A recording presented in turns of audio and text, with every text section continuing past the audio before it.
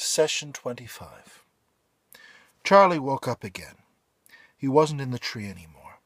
He was in a soft and flat bed without any sheets, blankets, or pillows. He opened his eyes and was greeted by a flood of purples, blues, and other deep colors. For a few moments he couldn't see through the dark after-images. Slowly they faded, and a room came into view. It was a large, white, domed room. There were statues in a circle near the ceiling. Everything looked like it was made of marble or some similar stone. He didn't see a direct source of light, but the rock itself seemed to give off a pure white glow which filled the space. He became aware that a man was sitting in a chair next to him.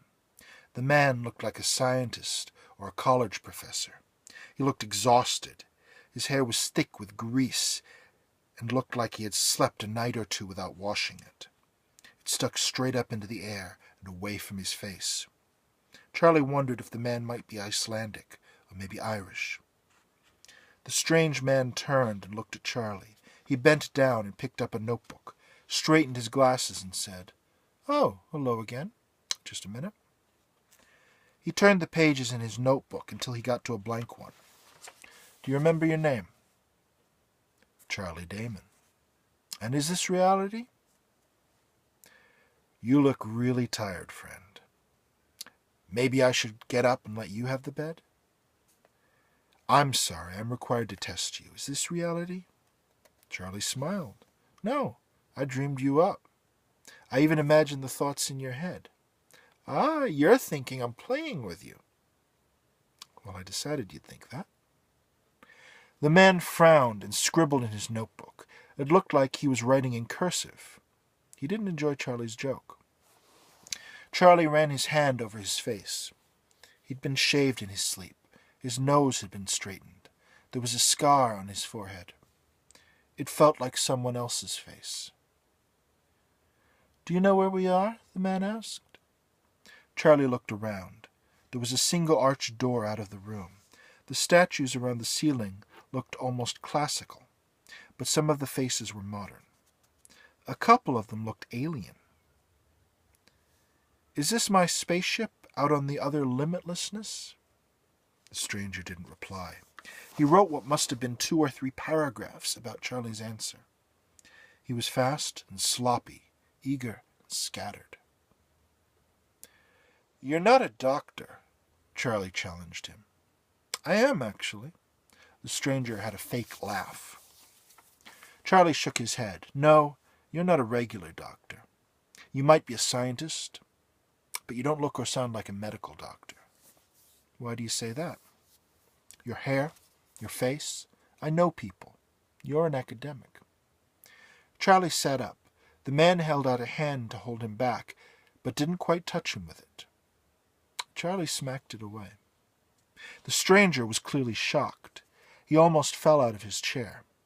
There was the sound of a small piece of metal or glass hitting the floor. The stranger bent down to pick up whatever it was. Charlie put his feet on the floor. He nearly slipped. His legs were different, and he wasn't used to them at first. The floor seemed to be wet. Charlie looked down and saw about 24 dead bodies, all slumped against the marble. The dead were all wearing long white robes with gold trim. Charlie seemed to be dressed the same way. Some of the bodies were bloody, and a thick red pool of juice had gathered outside of the mouth of a man crumpled just a few inches from the bed Charlie had been lying in. The stranger was on his knees. His body was twisted away from Charlie, but he had turned to look back at him, and he had just picked up a long syringe from the floor. He looked frightened.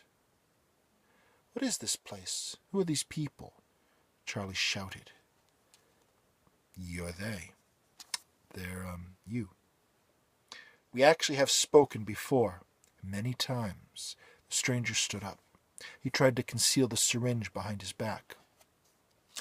The man's body language told Charlie that he still intended to use the injection on him. Charlie took a closer look. The faces were shaven. The noses were repaired. But they all did look like him. And the couple he could see clearly all had a funny scar in the center of their foreheads. He hadn't had that scar before. Charlie reached up and confirmed. The scar on his forehead matched theirs, and it hurt when he pushed on it. The scar was tender. Why have you been killing me? I need to know what you know. What you don't know that you know. I need to see what you can remember. Is every iteration the same?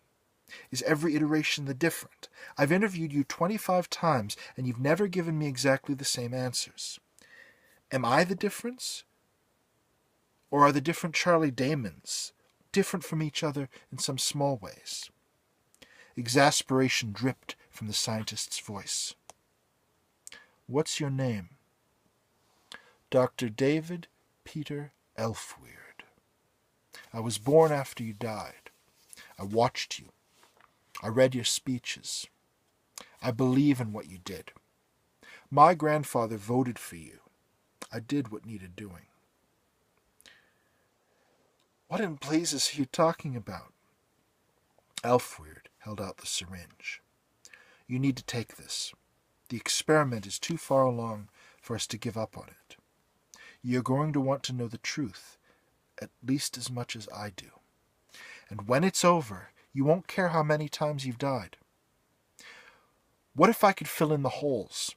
What if I could give you your missing briefing? The man wasn't making sense. He seemed very dangerous. Give me that. Charlie took the syringe from the cringing doctor. Then Charlie grabbed the man by the shoulder and drew him in. He held the syringe against the scientist's throat. Instead of words, Charlie growled like the bear, the wolf, the dragon which had taken him from his old life, and he stabbed the syringe into Elfweird's neck. The needle went in, and it delivered the poison. But more than that, the glass shattered, and the pieces were stabbed into the exhausted man's neck. Charlie let go, and then shoved him in the chest, knocking him backwards to the floor.